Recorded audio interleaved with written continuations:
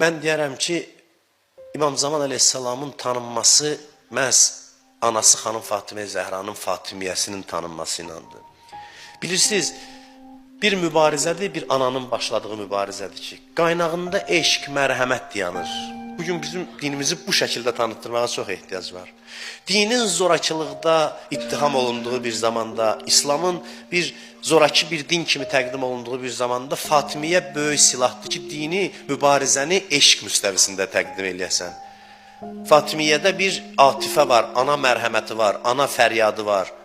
Zülmə qarşı etiraz var, amma eşqdən qaynaqlanan, məhəbbətdən qaynaqlanan etiraz. Həzrəti Fatimə salamullah aleyhə öz zamanında baş verən proseslərin müqabilində dəqiq, ayıq bir mövqe tutur. Vilayətin ilk şəhididir deyirlər, həqiqətən də belədir. Həzrət Əlinin deyə bilmədiyini, eləyə bilmədiyini Həzrət Fatimə elədi.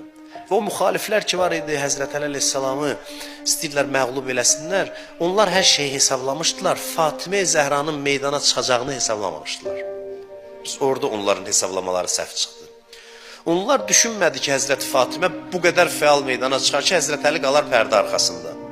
Ona görə çox əsəbləşdilər Həzrət Fatiməni görəndə. Hətta bir neçə yerdə hörmətsizlik də elədilər Həzrət Zəhraya qarşı. Bu, tarixdə yazılan şeylərdir.